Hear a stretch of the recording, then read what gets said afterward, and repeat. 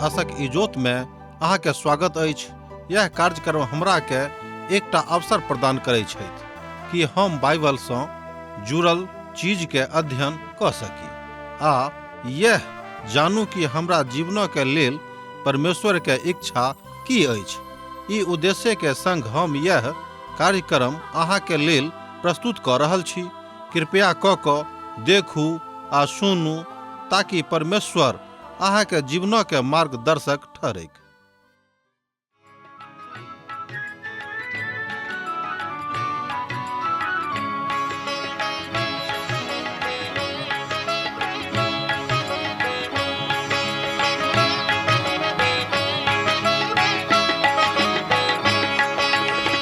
हे प्रभु यीशु है तारनहारा, हे प्रभु यीशु है तारनहारा।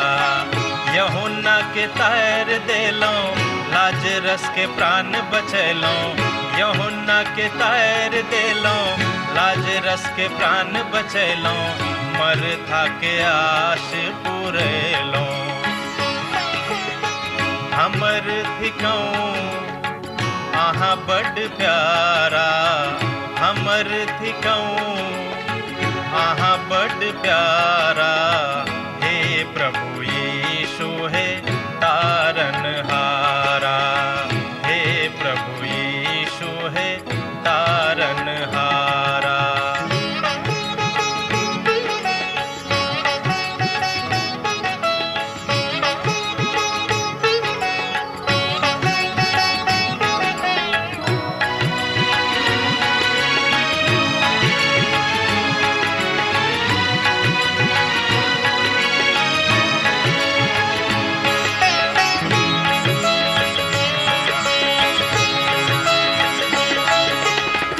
सकल निधान करुणा निधि यीशु, सकल निधान करुणा निधि यीशु।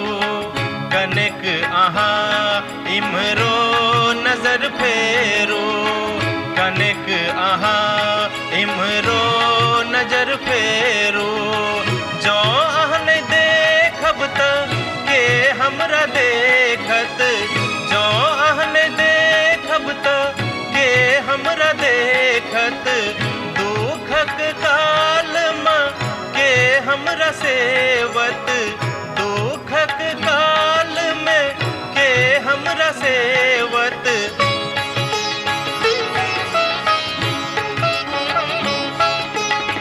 सत्यक बाट देख लो चलू हमरा, सत्यक बाट देख लो चलू हमरा। हे प्रभु यीशु है तारनहारा, हे प्रभु यीशु है तारनहारा। आशा के इजोत मैथिली कार्यक्रम में हम एक बेर और अहाँ के अभिनंदन प्रभु यीशु मसीह के मीठ आ पवित्र नाम से कह रहल छी। हमरा सब पुनः उपस्थित छी पवित्र परमेश्वर के पवित्र वचनक अध्ययन करबाक हेतु। अहाँक तऽ मालूमे हैत कि हमरा लोकनि एखन नहुमक पोथीक अध्ययन कऽ रहलहुँ हैं। आजुक दिन हमरा सब तेसर अध्याय पहुँच गेल छी। तेसर अध्याय के 1 पद सँ लऽ कऽ 6 पद धरि देखब।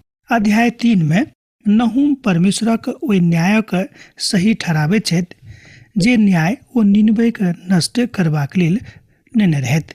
दोसर गप में जे न्याय करबाक हेतु निनबेक नष्ट करबाक लेल परमेश्वर निर्णय नेने रहथि। निनबेक विनाश एहि बातक सत्यापित कऽ दैत अछि जे अहाँ बाग करब वह अहाँ काटब। गलतियों पोथी 6 अध्याय तकर 7 पद एहि बातक ठीक बा सही ठहराबैत अछि। ओहिठाम ओहि बातक बताओल गेल अछि धोखा नहि खायब। परमेश्वर ठट्ठा में नहि उड़ावल जाइत छथि। किएक तऽ जेहन अहाँ बाग करब अर्थात जे अहाँ बाग करब तहने अहाँ काटब वा तकरे अहाँ काटब। गलतियों पोथी 6 अध्याय तकर 17 पद में हमरा लोकनि ई बातक देखै छी।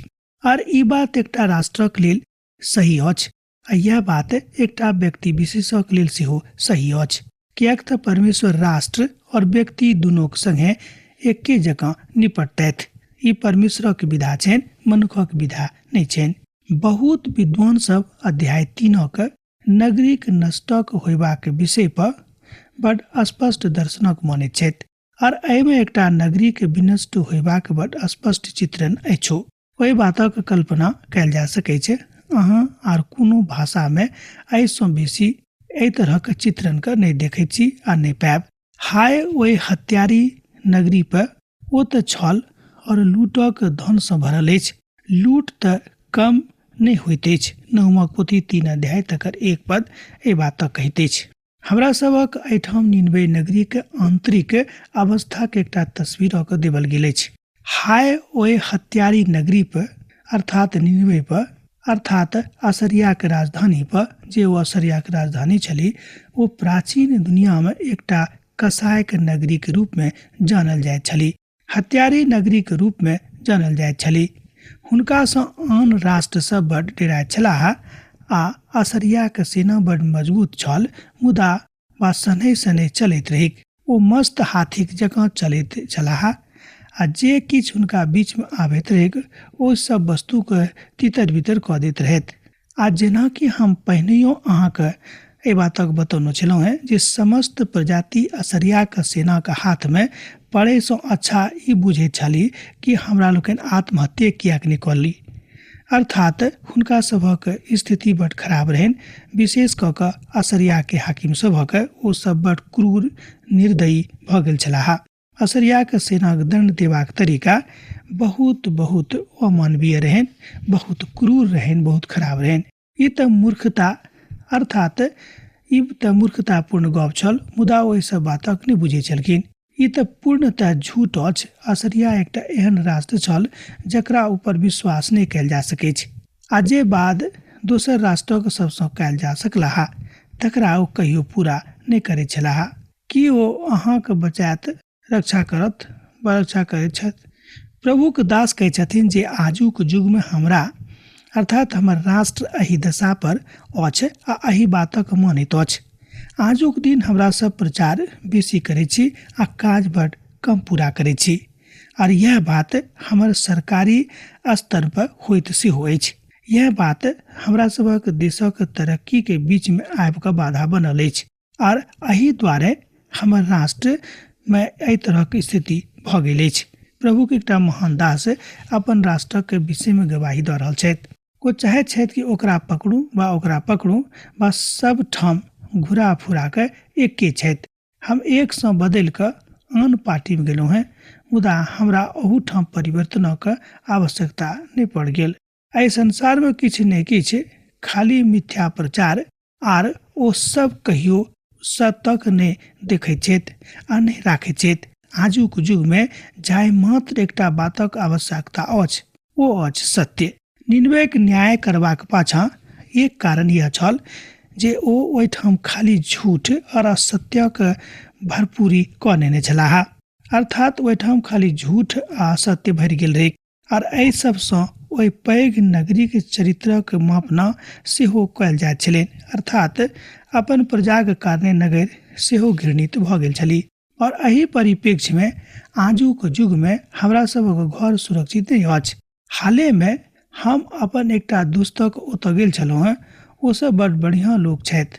हुनका सभक दक्षिणी सिरा में बड बढ़िया बाड़ी छनि और ओहि में सँ किछु अति सुंदर सब चीज खास सब छली।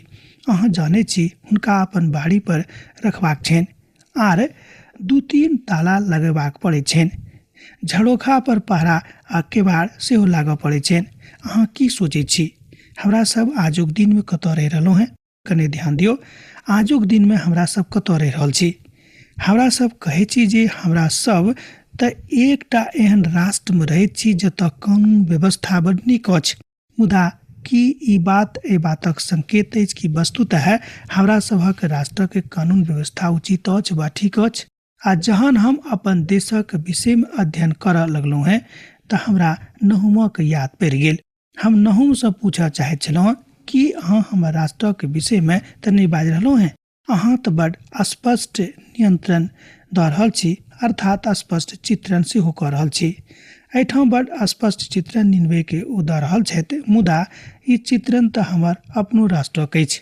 योना और नहमो के पोथी एही बातक बताबित अछि जे परमेश्वर गैर यहूदी के राष्ट्र के सेहो न्याय करता है और एठाम पूर्ण नियमक काल में हमरा सब ओहि परिदृश्य में देख रहल छी ओ सब एहि बातक देखलैत जे परमेश्वरक सरकार और मनुखक सरकारक मध्य में विचरण करैत छथि। अर्थात एठाम नहुम एहि बातक देखेबा के प्रयास कर रहल छथि कि परमेश्वरक सरकार और मनुखक सरकार के मध्य में विचरण कर रहल छथि। एतद मनुखक सरकार बिनु परमेश्वरक सरकारक मददक बिनु नहीं चल सकै छै।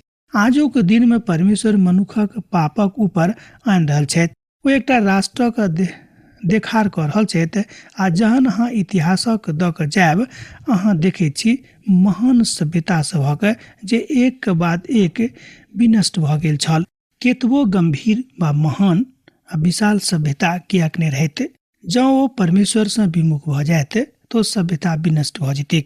संसारक इतिहास, जँ अहाँ इतिहासक विद्यार्थी छी वा इतिहास से रुचि राखैत छी तऽ अहाँ पढ़ि कऽ एहि बातक देखने होयब वा देख सकलहुँ हैं कि संसारक महान से महान सभ्यता पापे के कारणे विनष्ट भ गेलैक। कियाक तऽ परमेश्वरक नजर जहने ओहि सभ्यता पर से हटलैक ओ देश आ सभ्यता नष्ट भ गेलैक। हमरा सभक युग में, जाहि युग में अहाँ वा हम छी, अखनो किछु महान सभ्यता सब अछि, मुदा ओतौ पापक गठरी लोग बान्हि बान्हि कऽ चलि रहल छथि, ढोइ रहल छथि। एतद परमेश्वर हुनको सभक न्याय करतथि वा जे ई बुझैत छथि कि हम महाशक्ति छी, हुनको स्थिति कमजोर भ जेतनि। प्रभुक महान दास अपन देशक विषय में ई कहैत छथि। एहि बातक देखबाक नहि कऽ सकलहुँ हैं जे अखन हमरा सब संसारक मात्र एकटा मजबूत देश छी, मुदा अहू बातक ऊपर अखन प्रश्न भ सकै छै। कियाक तऽ जँ परमेश्वर अहाँक सुरक्षा में नहि छथि तहन के अहाँके सुरक्षित रखता। हमरा सब एकटा सुरक्षा में रहै छी, ओ सुरक्षा मिथ्या भ सकै छै, कियाक तऽ परमेश्वर महान राष्ट्रक नीचाँ कऽ दैत छथि। एहि बातक भविष्यवाणी हमरा लोकनि एहिठाम नहुमक पोथी में देखै छी आर ओ एहि बातक एहिठाम बड़ स्पष्ट कऽ दैत छथि। कूड़ा क फटकार आर पहिया के छड़छड़ाहट भ रहल अछि। घोड़ा कूदैत फाँदैत रथ उछलैत चलैत अछि। नहुमक पोथी 3 अध्याय तकर 2 पद में हमरा लोकनि एहि बातक देखै छी। एतद नहुम एहिठाम रथक चित्रात्मक अभिव्यक्ति के दऽ रहल छथि। ओ सब तऽ अस्त्रक टैंक जकाँ लागैत अछि। ओ सब तऽ प्राचीन दुनिया के टैंक छलाह आ जहिया ओ सब नगरी में प्रवेश करै छलाह, घोड़ा के हिनहिनाइत आ शोर करैत आ रथक हड़हड़ाइत ओतऽ घुसैत छलखिन, जाहिसँ दुश्मन ई सबटा बातक देख कऽ डेरा जायक आर एहि तरहक भयावह दृश्य से दुश्मन सेहो डेरा जाइत छलखिन। एहि बातक हमरा लोकनि देखै छी। और चालकक शोर सुनाइ पड़ैत रहैक।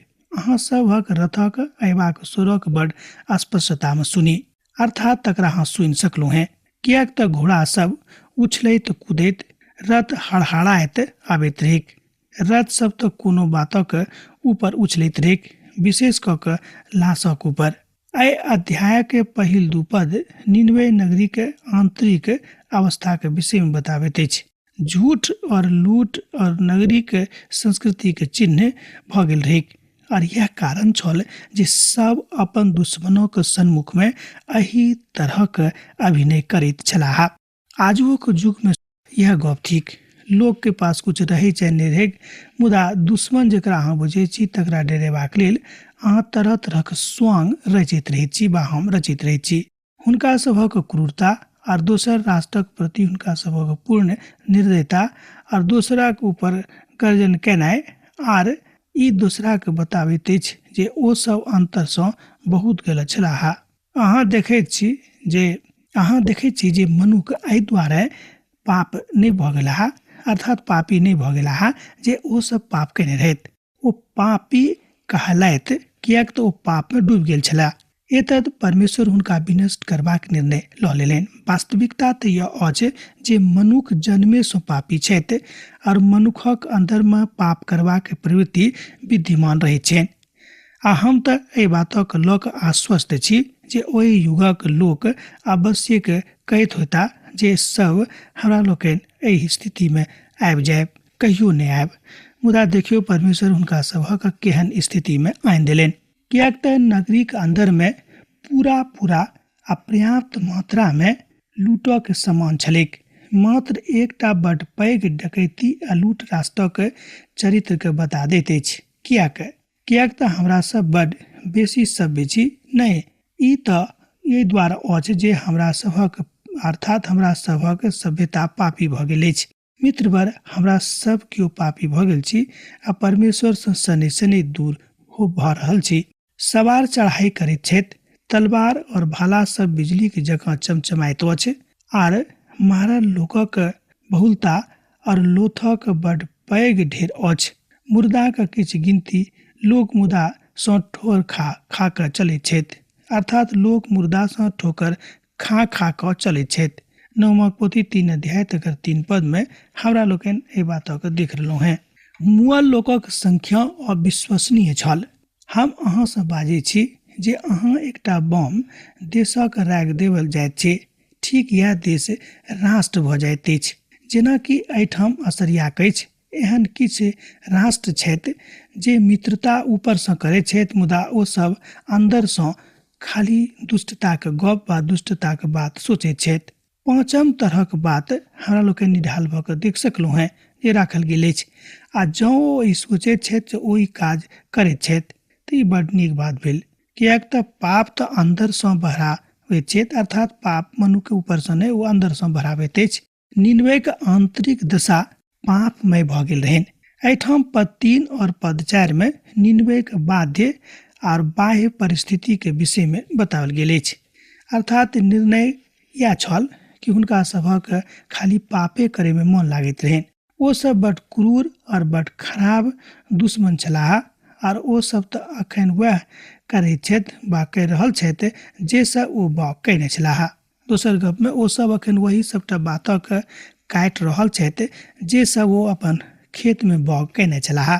ई सब ओहि अति सुंदर वैश्या के और निपुण टोनी के छिनरपनक बहुतायतक कारणे भेल, जे छिनरपनक द्वारा जात जातक लोकक और टोनक द्वारा कुल कुलक लोकक बेच दैत अछि। नवमक पोथी 3 अध्याय तकर 4 पद पढ़ि कऽ अहाँ एहि बातक सत्यापन कऽ सकलहुँ हैं। कियाक तऽ नगरीक अधिकांश मनुख वही सुंदर वैश्याक लग जाइत छलाह वा हुनके पाछाँ पागल भऽ गेल छलाह।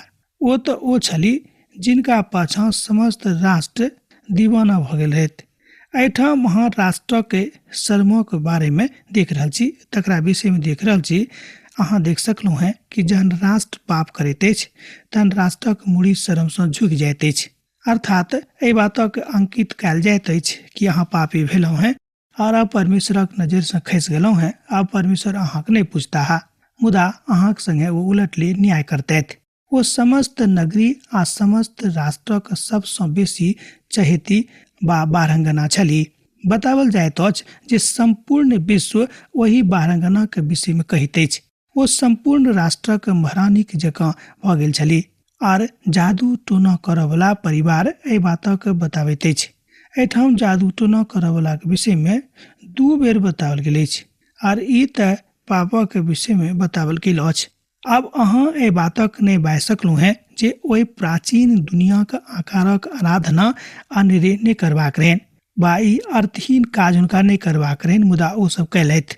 प्रेरित पौलुस कहैत छथि कि आकार एहि संसार में कोनो महत्व नहि अछि। दोसर गप में संत पौलुस बाजि रहल छथि कि आकारक एहि संसार में कोनो महत्व नहि अछि, अनेरे लोग हुनका पाछाँ दौड़ैत छथि।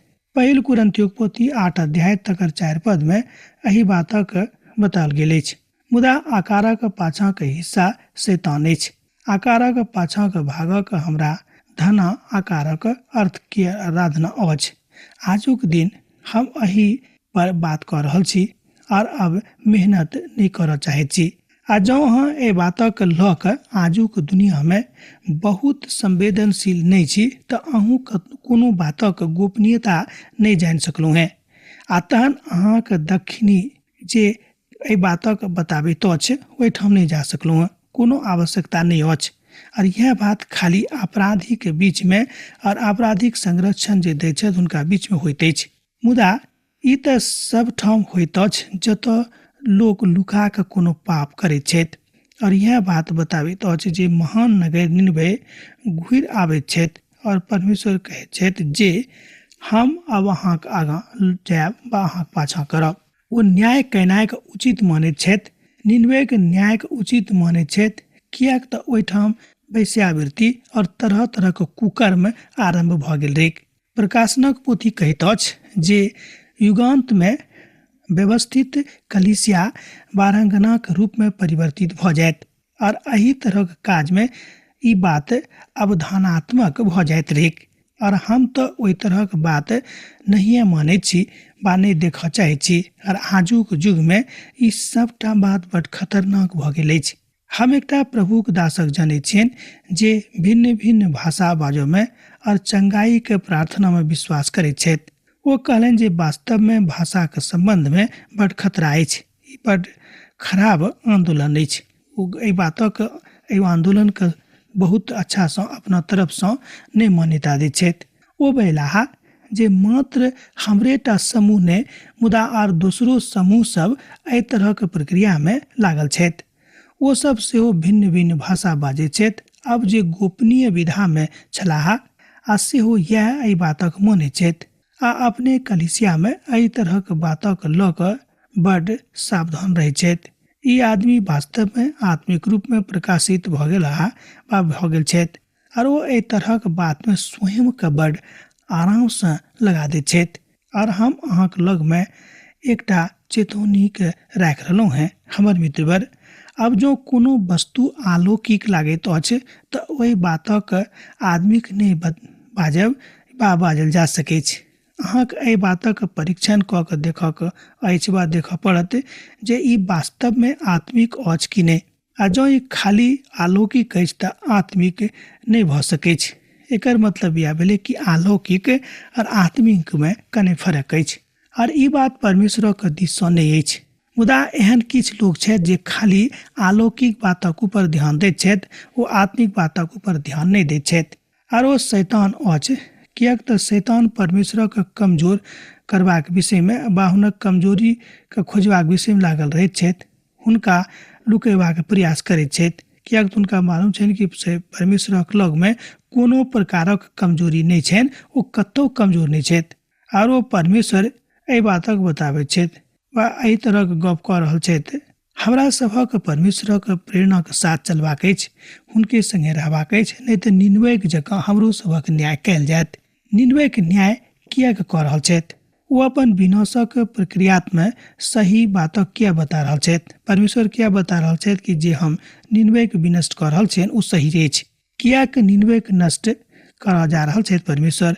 अब हमरा सब 5म पदक कने देखब। जँ अहाँक लग पवित्र बाइबल अछि तऽ हमरा संगे अहूँ देखियौक। सेनाके यहोवाके यह वाणी छनि, हम अहाँके विरुद्धमे छी और अहाँके वस्त्रक उठाक अहाँके जाइत जाइतक सन्मुखमे नंगा और राज राजक सन्मुखमे नीचाँ देखायब। नहुआक पोथी 3 अध्याय तकर 5 पद एहि बातक कहैत अछि। ध्यान दियौक, हम अहाँके प्रतिपक्षमे छी। के बाजि रहल छथि तऽ परमेश्वर। सेनाके यहोवाके वाणी छनि, अर्थात परमेश्वरक यह वाणी छनि। और ई बात परमेश्वरक दोसर बेर अर्थात ई बात परमेश्वर दोसर बेर निनवेसँ बाजि रहल छथि। ओ एहि बातक एहिना नहि बाजि रहल छथि, मुदा ओ एहि बातक बड निश्चिंताके साथ बाजि रहल छथि। ओ बाजि रहल छथिन कि अहाँके ऊपर अब न्याय कयल जायत। एजेकियलक पोथी 38 अध्याय और 39 अध्यायमे एहि बातक बताओल गेल अछि, जतऽ गॉग और मोगॉग एहि समस्याके लऽ कऽ सन्मुखमे आयल रहथि। हम विश्वास करैत छी जे ई बात ओ एहिठाम निश्चित रूपेण सीरियाके दिस इशारा करैत अछि। आ तहन हम ई निर्णय लेलहुँ हैं जे एहि विषयक ऊपर हम अपन अध्ययन स्वयं करब। और अब हम एहि बातक ऊपर पूर्ण आश्वस्त छी जे ई असरिया अछि आ जाहि बातक ओहिठाम बखान कयल गेल अछि। एतद एहिठाम परमेश्वर ओहि सबटा बातक खोलि कऽ राखि रहल छथि जे हुनका सिखबाक वा सिखेबाक रहनि। एहिठाम असरिया एखन एकटा देश अछि जे देशक हमरा लोकके नामो निशान एखन नहि देखैत छी। एहि कालमे कतहु एहि देशक नाम निशान नहि अछि, मुदा परमेश्वर हुनका सभक बजलाह जे हम अहाँ सभक प्रतिपक्षमे छी। अहाँ ठीक बात अछि जे ओहि बातक हम एखन जानि पेलहुँ हैं जे ओ किएक एहन बाजने रहथि, किएक ओ एकटा गैर ईश्वरवादी राष्ट्र अछि। असरिया एकटा राष्ट्र छल जिनका परमेश्वर कहलनि हम तो अहाँके विरोध में छी, एहि दुआरे नहि जे ओ अपन नास्तिक छलाह, मुदा एहि दुआरे जे ओ सब धूर्त छलाह। असरिया तऽ आकारक आराधना में व्यस्त भऽ गेल रहथि, आकारक पाछा पाछा भागऽ लगलाह, गोपनीय बातक हुनके सँ बजैत छलाह। आकारक पाछा भागि भागि कऽ ओ सब जादू टोना सेहो करैत छलथि, और ई बात आजुक युग में सत्य ठहरल अछि। लोग देख रहल छथि जे एहि बात में सत्यता अछि, और एहि में ओ सब छथि जे बड़ पैघ पैघ खोज करऽ में लागल छथिन। हमरा लोकनि देखै छी परमेश्वर जँ अहाँके पाछा पड़ि जेता तऽ जरूर न्याय कऽ देथिन। अब विदा दिअ, किएक तऽ अहाँ से विदा होय के बेरा भऽ गेल। दोसर दिन पुनः भेंट करब। यीशुक नेह अहाँक जिंदगी में बनल रहैक। आमीन। हमर विश्वास अछि कि ई कार्यक्रम अहाँके लेल लाभदायक सिद्ध अछि। हम चाहै छी कि अहाँ अपन आशीषके हमरा संग साझा करू। जँ अहाँ के नजीक बाइबल सँ आ जीवनसँ संबंधित कोनो प्रकारके प्रश्न भऽ सकै अछि तऽ अपन समस्याके लेल प्रार्थना करबाके लेल जँ चाहै छी तऽ हमरा फोन नंबर पर जरूर संपर्क कऽ सकै छी। परमेश्वर अहाँ सबके लेल एकटा सुंदर, सुखद, आनंदित दिन प्रदान करैक।